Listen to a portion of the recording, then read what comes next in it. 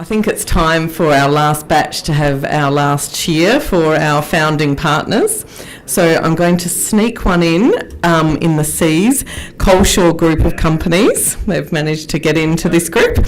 Thank you, Coleshaw. Also, Seed Consulting Services, Siemens Limited, Soul Energy, Suntrix, Thompson Rossi, Uniting Communities, who we'll hear from in a second, University of Adelaide, University of South Australia's research node for low carbon living, Urban Ecology Australia, and Mormons Lawyers. Another big cheer.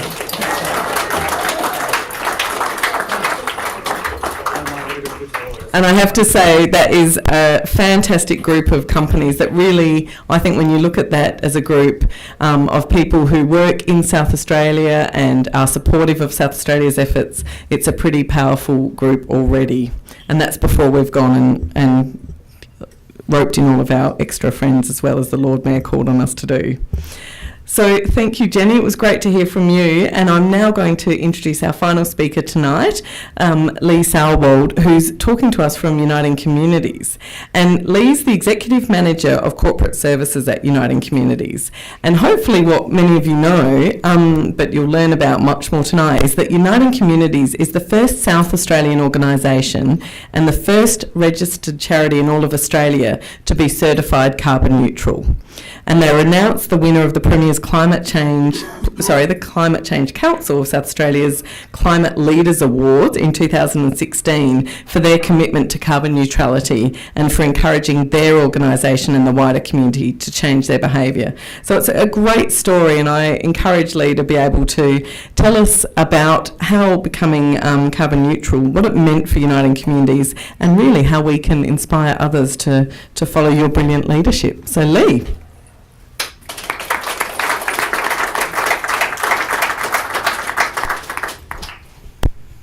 Thank you, Sandy.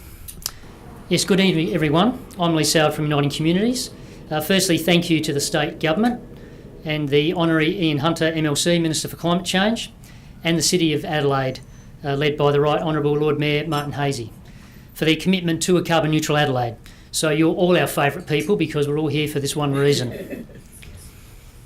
Also for the opportunity to speak with you tonight on behalf of Uniting Communities.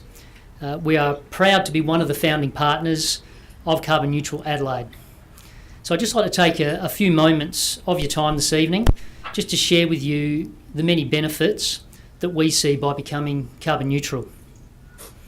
So as Sandy said, Uniting Communities became the first South Australian organisation and the first registered charity in Australia to be certified carbon neutral in accordance with the federal government's National Carbon Offset Standard. And this certification comes after a 5-year commitment within our organisation to significantly reduce our carbon footprint and to attain carbon neutrality. In recent months, Uniting Communities was announced the winner of the Community and Regions category at the inaugural Premier's SA Climate Leaders Awards. And this award recognised our commitment to becoming certified carbon neutral and encouraging behavioural change in our organisation as well as in the broader community. So for those of you who don't know who Uniting Communities are, we're a large community service provider in South Australia. We provide over 100 vital community services, including Lifeline Adelaide, and we serve over 20,000 clients across the state from our 60 sites with 1,500 staff and volunteers, travelling over 3 million kilometres in hundreds of vehicles every year. So why would a community service organisation be interested in reducing its carbon footprint? Well, back in 2010, our board committed to becoming carbon neutral and set a carbon commitment policy, stating that we acknowledge the emerging impacts of climate change and believe that taking collective action to reduce our carbon emissions is in the best interests of our clients, staff, volunteers and the wider community. Quite often those most affected by climate change are not in a privileged position to do much about it, so that's why we've taken this lead. So how did we become a carbon neutral organisation? Well, firstly we formed a carbon neutral committee, and we had a dedicated team to measure our carbon emissions, to determine our carbon footprint, so we knew where to concentrate our efforts. Our carbon neutral initiatives are focused on reducing our main sources of carbon emissions, including energy usage, transportation, waste, paper and stationery. So the strategies that we put into place were twofold. We had an approach to procurement and a comprehensive behaviour change program. So as part of our procurement strategy, we set environmental criteria when making all of our purchasing decisions across the organisation. And we then ran several and continue to run internal behaviour change programs. So these include switch off, drive green, why print, why waste, why travel. You get the idea? Over the life of the carbon reduction program, we've managed to lower our overall carbon footprint by 34%. So our electricity consumption's been reduced by 29%, our company fleet fuel is down 14%, and our waste to landfill is down by a staggering 76%. Over the past 5 years, we've been reducing our carbon emissions. We've actually achieved substantial dollar savings, which far exceed the costs in achieving our carbon neutrality. This has resulted in annual savings of $300,000 and cumulative savings of more than $1 million. So by focusing on becoming more energy efficient and making capital investments with short paybacks, we've reduced our operating costs.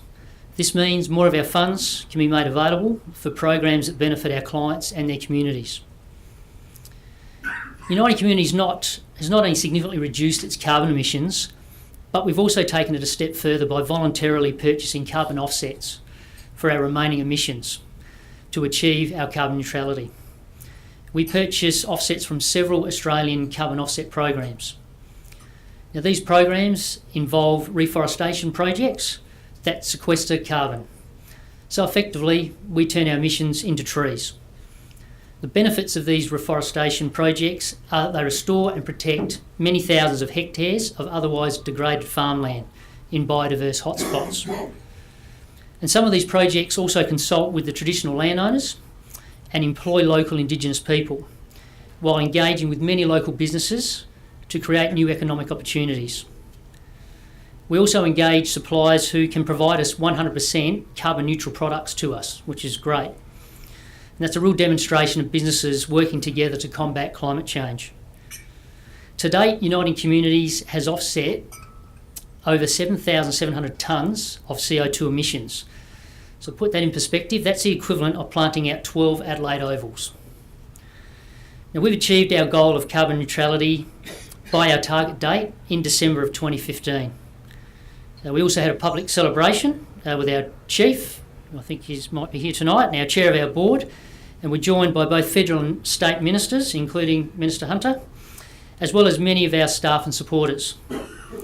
Our Chief Executive, Simon Shrapple, says that the process of becoming a carbon neutral organisation has led to significant operational savings, improved efficiencies, and positive recognition for the leadership we've taken.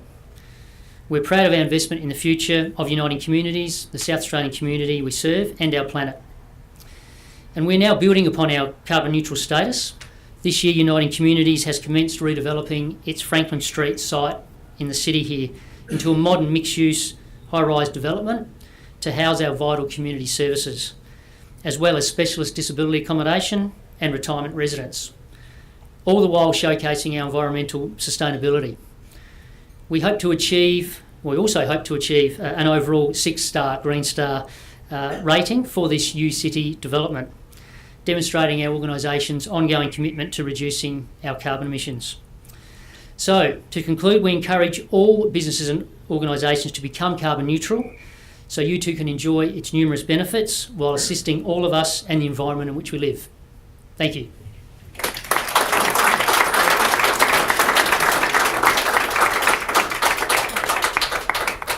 So just before Sandy closes, can I thank you all once again. Please stay and enjoy our hospitality. Interrogate the people you're speaking to, find out if they're partners yet, and if they're not, use your gentle peer pressure to encourage them to join this scheme. And Sandy, I actually love all of my chief executives equally. That means Tony and Vaughan skulking at the back of the room as well. That'll teach me not to look at the invitation list. I was wondering what brought you up there, Minister, just then.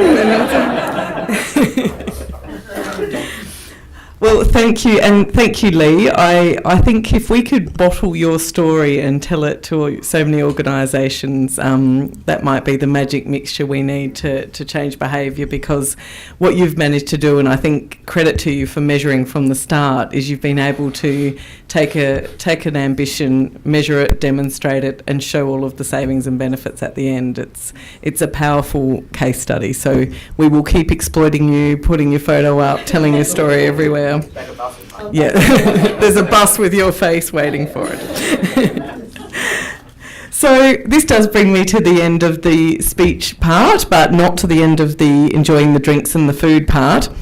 And I guess I just wanted to leave you with a few pieces of information about the what next, and again a thanks. So there's a Carbon Neutral Adelaide website that we've launched, and all of you who've joined will be featured on that.